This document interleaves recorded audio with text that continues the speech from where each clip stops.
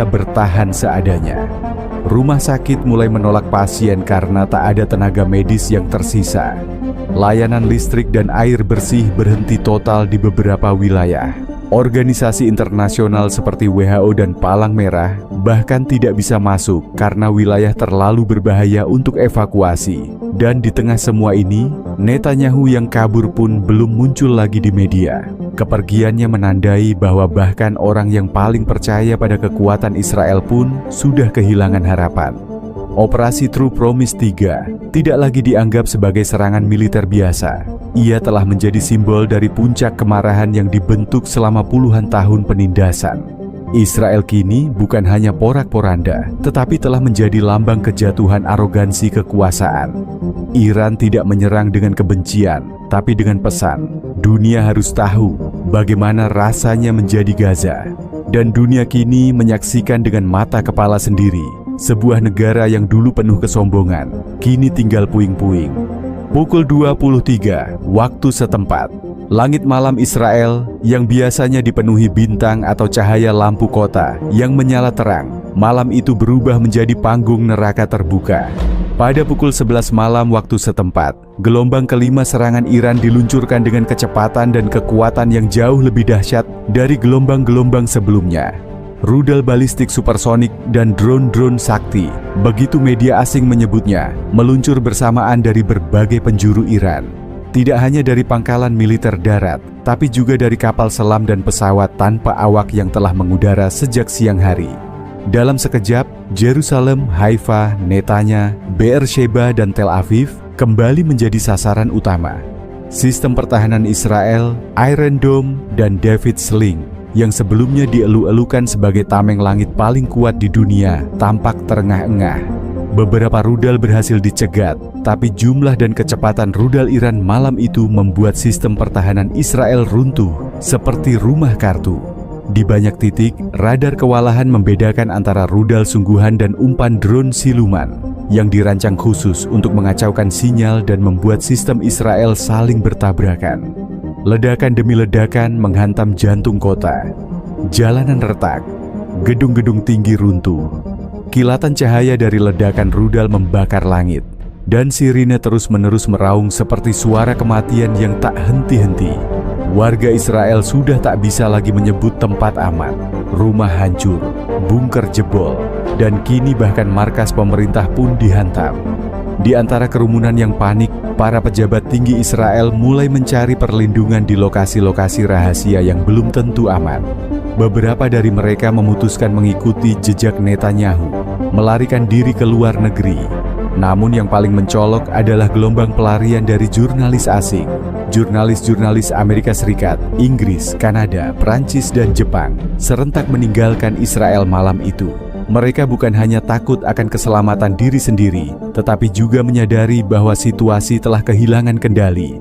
Kami datang untuk meliput perang, tapi ini bukan lagi perang. Ini pembumihangusan, ujar seorang reporter CNN dalam siaran langsung terakhirnya dari Bandara Ben Gurion sebelum pesawatnya lepas landas. Ini adalah akhir dari sebuah negara modern yang dulunya paling kuat di kawasan. Sekarang, kami tidak tahu apakah kami akan pernah bisa kembali ke sini. Bandara-bandara penuh sesak. Pesawat militer sekutu yang sebelumnya membawa logistik kini dipakai untuk mengevakuasi warga sipil dan diplomat. Media asing ramai-ramai mengumumkan penghentian sementara operasi peliputan di Israel karena tingkat ancaman yang dinilai tidak lagi masuk akal. Tak hanya dunia luar yang mundur, media dalam negeri Israel pun lumpuh. Beberapa saluran televisi besar seperti Channel 12 dan I24 News gelap total. Kantor redaksi mereka hancur dan jurnalisnya tidak lagi bisa mengakses alat kerja karena sinyal dan listrik sudah padam. Satu-satunya suara yang tersisa hanyalah rekaman warga yang mengunggah video dari dalam reruntuhan bangunan dengan suara lirih dan mata penuh debu, menangis sambil memohon pertolongan dari dunia. Kami dulu percaya pada pertahanan, kami percaya pada teknologi, tapi malam ini kami tahu tidak ada yang bisa menyelamatkan kami, kata seorang perempuan tua dalam video berdurasi 18 detik yang diunggah di Twitter sebelum akunnya menghilang. Sementara itu di Iran, para pemimpin militer dan pejabat tinggi menyampaikan konferensi pers dengan tenang dan penuh percaya diri. Mereka menyatakan bahwa gelombang kelima hanyalah langkah antara, dan gelombang keenam akan menjadi jauh lebih parah. Serangan ini adalah hak moral dan strategis kami. Kami tidak menyerang warga sipil, tapi pemerintah dan infrastruktur militer yang telah digunakan untuk menindas rakyat Palestina selama puluhan tahun, ucap juru bicara militer Iran. Jangan kira ini akan selesai malam ini. Ini baru awal dari akhir. Israel kini menjadi negara yang digerogoti dari dalam dan dari luar. Warga tak punya tempat lari. Pemimpin melarikan diri. Pejabat tercerai-berai. Pers internasional meninggalkan Israel seperti kapal yang tenggelam. Dan dari segala arah, Iran terus datang membawa api, dengan janji bahwa mereka tidak akan berhenti sampai tanah yang mereka sebut sebagai simbol penindasan itu benar-benar sunyi, rata dan tinggal kenangan. Selasa, 17 Juni 2025. Di tengah kehancuran yang semakin luas dan ketakutan yang makin merajalela, muncul satu pertanyaan besar di benak banyak orang di dunia luar. Mengapa berita-berita tentang kekalahan Israel, tentang jatuhnya rudal-rudal Iran yang membakar kota-kota Israel, begitu minim terdengar di media internasional? Jawabannya begitu pahit namun nyata. Karena dunia ini telah lama berada di bawah kendali narasi mereka yang berdiri di balik layar. Mereka yang punya kepentingan dan loyalitas kepada Israel.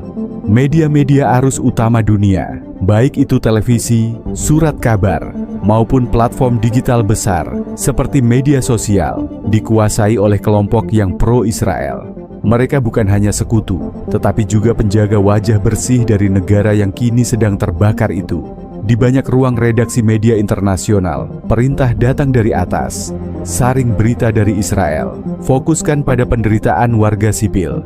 Jangan soroti kelemahan militer mereka. Jangan sebut Iran menang. Para jurnalis idealis mengeluh, namun tak bisa berbuat banyak. Bahkan ada yang akhirnya keluar dari pekerjaannya karena tidak tahan harus menulis berita yang dipelintir, dibelokkan agar tampak bahwa Israel adalah korban utama. Kami diberi arahan, jangan tayangkan gambar bunker Israel yang jebol, jangan bahas soal Netanyahu yang kabur, jangan beri ruang bagi suara Iran. Semua harus satu nada. Israel tertekan, tapi tetap heroik. Tulis salah satu editor media besar AS dalam akun pribadinya, yang akhirnya ikut diblokir. Sementara itu, Iran sendiri memilih untuk menunda peluncuran gelombang serangan ke-6.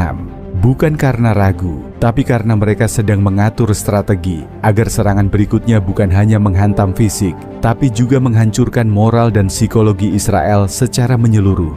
Dalam sebuah pernyataan resmi, juru bicara militer Iran mengatakan, "Kami melihat bagaimana mereka ketakutan, bukan hanya oleh ledakan, tetapi juga oleh bayang-bayang kebenaran. Mereka takut dunia tahu bahwa mereka telah kalah, bahwa pertahanan mereka rapuh, dan bahwa kejahatan mereka kini dibalas. Kami tidak terburu-buru.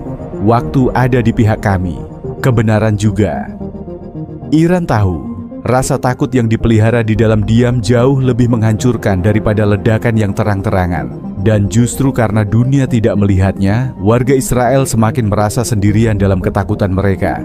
Mereka tidak bisa menjerit, tidak bisa memohon bantuan dunia, karena narasi sudah dikunci dan dikendalikan. Namun sejarah selalu mencatat, dan meskipun media mencoba membungkam, ingatan digital dan saksi mata terus hidup. Video-video yang berhasil diselamatkan disebar melalui jaringan dark web dan forum-forum tertutup, menyebarkan kebenaran yang tidak bisa dibunuh. Di balik upaya sensor dan propaganda, dunia perlahan mulai mempertanyakan, jika Israel menang, mengapa mereka menyembunyikan begitu banyak hal?